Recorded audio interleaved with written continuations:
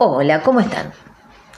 Hoy quiero compartir con ustedes la lectura de un cuento al que accedí hace más de 30 años y que en su momento fue muy significativo para mí, y desde entonces hasta hoy lo he usado muchas veces en distintas circunstancias y con diferentes personas.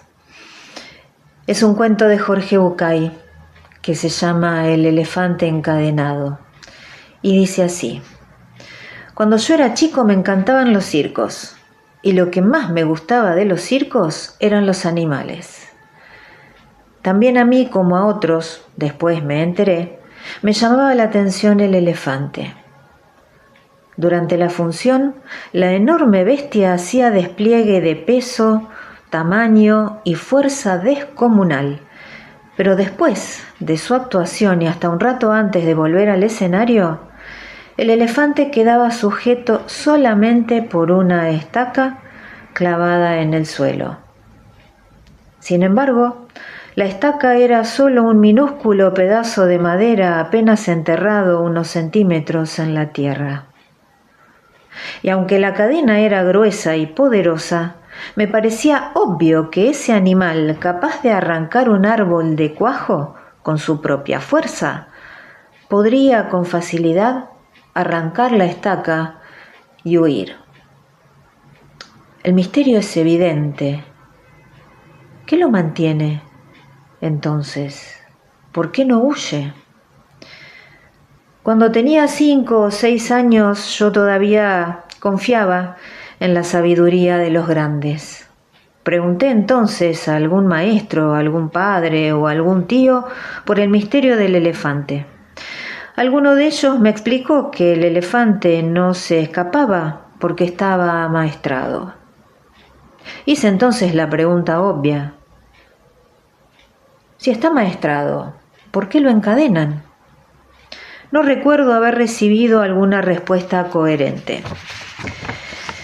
Con el tiempo me olvidé del misterio del elefante y la estaca, y solo lo recordaba cuando me encontraba con otros que también se habían hecho la misma pregunta. Hace algunos años descubrí que, por suerte para mí, alguien había sido lo bastante sabio como para encontrar la respuesta. El elefante del circo no escapa porque ha estado atado a una estaca parecida desde que era muy, pero muy pequeño.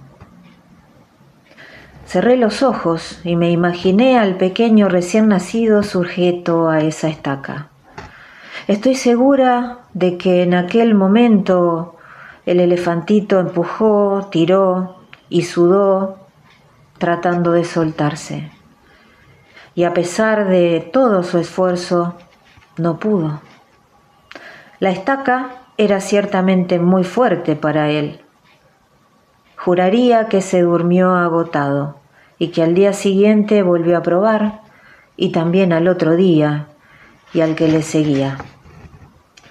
Hasta que un día, un terrible día para su historia, el animal aceptó su impotencia y se resignó a su destino. Este elefante enorme y poderoso que vemos en el circo no escapa porque cree, pobre, que no puede. Él tiene registro y recuerdo de su impotencia, de aquella impotencia que sintió poco después de nacer. Y lo peor de todo es que jamás se ha vuelto a cuestionar seriamente ese registro. Jamás, jamás, jamás intentó poner a prueba su fuerza otra vez. La primera vez que leí este cuento, pensé en distintas personas que en aquel entonces estaban a mi alrededor. Y a medida que empecé a ejercer la psicopedagogía clínica y a encontrarme con niños y adolescentes en distintas situaciones, fui fui recordándolo y leyéndolo junto con ellos. Porque esto es sumamente común, sobre todo si tenemos en cuenta la cantidad de niños que, como ya he dicho en muchas otras oportunidades, desde el minuto cero y hasta muy grandes, son servidos para absolutamente todo, porque los papás, en nombre del amor, hacen por ellos en vez de enseñarles a hacer. Entonces el registro que tienen los chicos es que los papás hacen por ellos porque ellos no pueden. Y se quedan así. Y en muchos casos realmente pasan años y años y es una triste realidad que siguen los pasos del elefante del cuento, porque van creciendo, tienen otras herramientas, tienen otra contextura física, tienen otra forma de pensar y sin embargo están convencidos de que no pueden.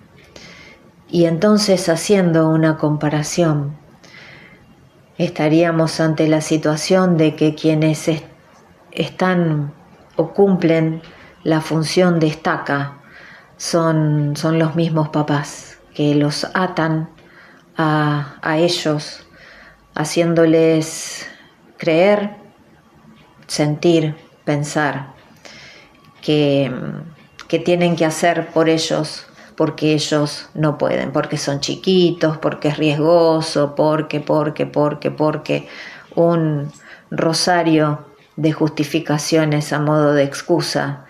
Pero la realidad es que son ellos los que se encargan inintencionalmente, no a propósito y no con la intención de dañarlos, pero de inhibirlos y de inhabilitarlos.